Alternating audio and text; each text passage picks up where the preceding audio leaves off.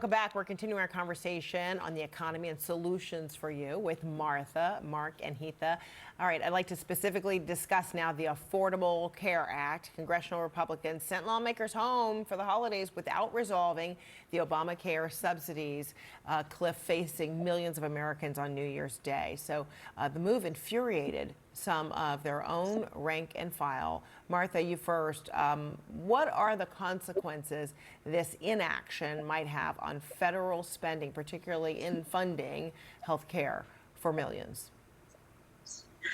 I mean, spending money on the subsidies would mean that the government has to spend more money. On the other hand, one of the things that this is going to do is raise insurance prices for everyone else who's on the exchanges. Because without those subsidies, some people are going to start thinking about dropping healthcare. It's just going to become too expensive for them.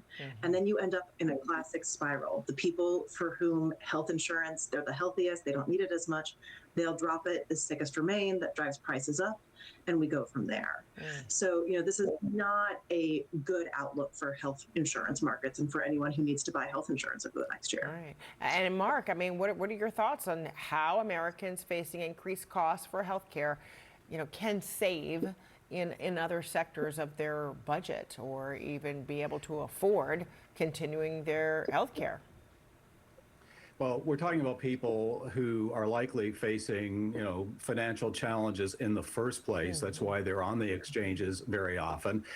You lump that in with the pending cuts to Medicaid, and I don't think these problems are immediately or easily resolvable by the average household. We think about sort of the three legs of the unaffordability stool right now: higher education, housing, and healthcare.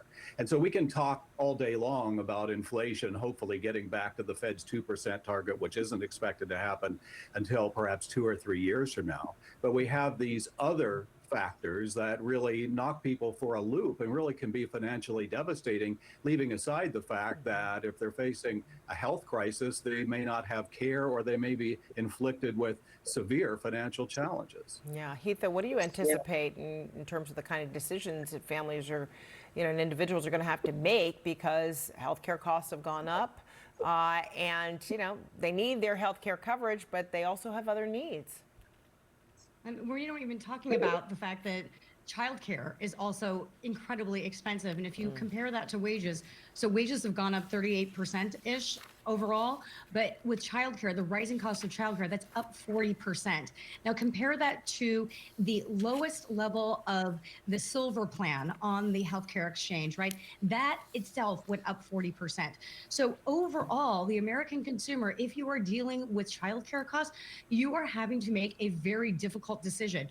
Are you going to pay for childcare? Are you going to pay for your own healthcare? Are you going to pay for your children's healthcare? Or are you going to cut back on some of those groceries? Again, it's a very difficult decision. And we're not even talking about the rising costs of rent or mortgage payments. It's just, to cut back, you would have to just take a cut out of something that is, obviously a need for the American consumer. President Donald Trump, announcing this week that nearly 1.5 million military service members will receive checks for $1,776 before Christmas. Money, he says, the government collected through the tariffs. Listen. 1,450,000 military service members will receive a special, we call warrior dividend before Christmas, a warrior dividend.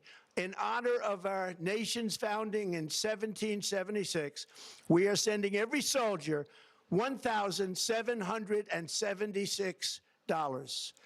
Think of that. And the checks are already on the way. All right, so Martha, how do you see this playing out? Where is this money coming from? So this money was actually passed as part of the One Big Beautiful Bill Act. It's not coming from tariffs. I should say at this point, I believe the president is up to 10 things that he said he's going to pay for with tariffs. So just seems to be using tariff revenue for everything, which again, Congress has to appropriate money. This will be helpful to those families. I do want to, in general, encourage politicians not to immediately default to checks as a way to address inflationary concerns. We've seen this before.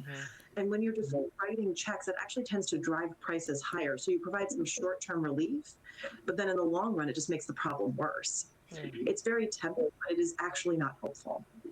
And Hitha, to Martha's point, can the president just decide how revenue from tariffs is going to get spent? Yeah, no, they need congressional approval there. And, our military personnel deserve all of our support. I mean, they work so hard. There is a lot of gratitude towards them.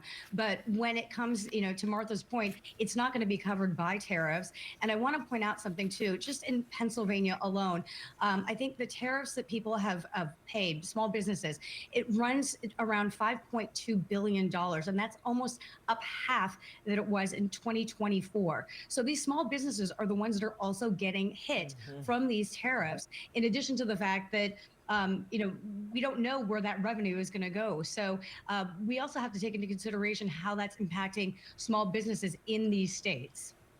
All right, everyone, stay with us. We've got more to talk about.